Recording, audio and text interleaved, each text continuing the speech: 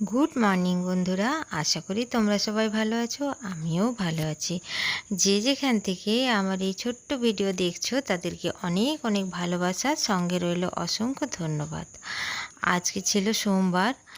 তো সোমবার আমি সকালেই উঠে গেছি, নিচের থেকে ফুল নিয়ে চলে এসেছি এবং রাত্রে আটা আমার মাখা ছিল, সেই আটা দিয়ে আমি রুটি বানিয়ে নিচ্ছি। আর ডালটা আমি একটু পরে বানিয়ে নেব। সকালে আজকে আমাদের জলখাবারে থাকবে রুটি আর অরহর ডাল, আর তার সঙ্গে কিছু ফল কেটে নেব আর দুধটা ছানা কাটিয়ে নেব। তো সেইগুলো আর শেয়ার করলাম না, শুধু রুটিটাই আমি শেয়ার করলাম। আর এইবার চলে যাব স্নান আর পুজোতে। প্রথমে স্নান করে নেব, তারপর জলখাবার দিয়ে দেব হাজব্যান্ডকে, তারপরে আমি পুজো করতে চলে যাব। তো তার আগে আমি ভাবলাম যে ফ্রিজে কিছু সবজি রয়েছে অনেক দিনের, বিনস আর গাজর, সেইগুলো বার করে কেটে রেখে যাই। সেগুলো বার করে নিয়েছি।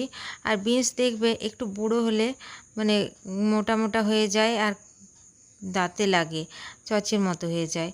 তো আমি কচি কচি বিনসগুলো কেটে নিচ্ছি, কারণ বিনসগুলো আমার অনেক দিনের হয়ে গেছে। তো আর এখন এই গরমকালে বিনস খুব একটা পাওয়া যায় না কচি কচি। তো এই ছেলে এসেছিলো বলে এই গাজর বিনস এইগুলো আমার আনতে হয়, কারণ ও অন্য সবজি খেতে চায় না। পটল, ঝিঙে, ভেন্ডি এইগুলো কিছুতেই খাবে না। তো এই বিনসগুলো আমি কেটে নিচ্ছি, সেগুলোই ছিল, ছেলে চলে গেছে কিন্তু ওইগুলো আমি কেটে নিচ্ছি। তো তারপরে জলখাবার খাওয়ার পর আমি এবার কিছু বাসনপত্র ধুয়ে নিচ্ছি, কারণ রান্নাঘরে প্রচুর বাসন থাকলে রান্না করা খুব অসুবিধা হয়।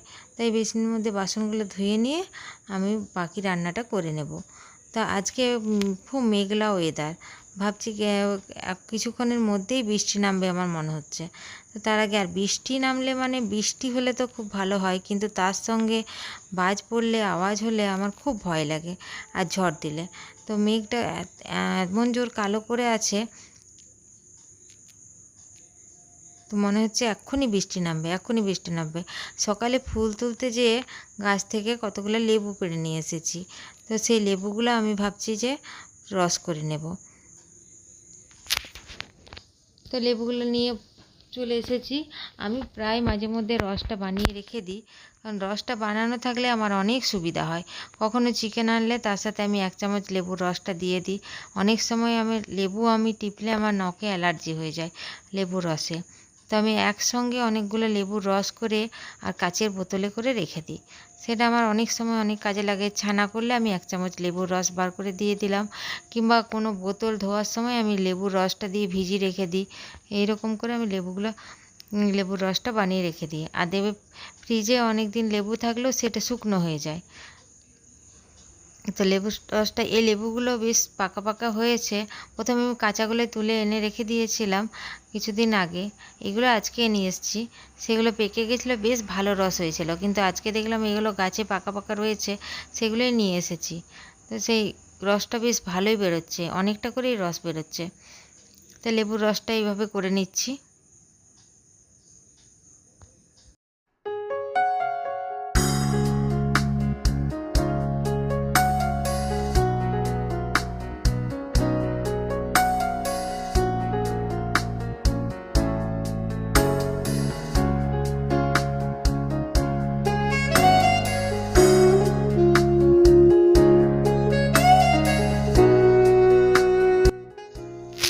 তো দেখো বন্ধুরা, কতটা রস বেরিয়েছে লেবুগুলোর অনেকটা রস বেরিয়েছে। এরপর আমি কাচের বোতলে করে এই রসটা রেখে দেবো।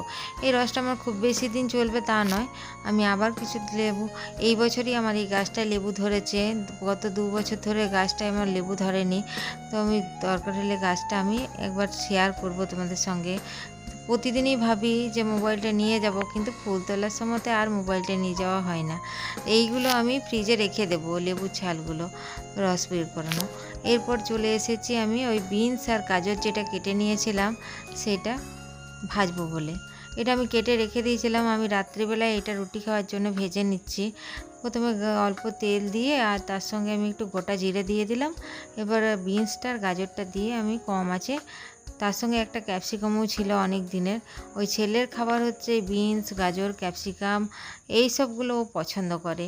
তার সঙ্গে ফুলকপি, কিন্তু গরমে ফুলকপিগুলো একদম পাওয়া যায় না, মানে পাওয়া গেলেও ছোট্ট ছোট্ট পোকা থাকে, সেইগুলো আমি একদম পছন্দ করি। এটা কম আছে, আমি ভেজে নেব।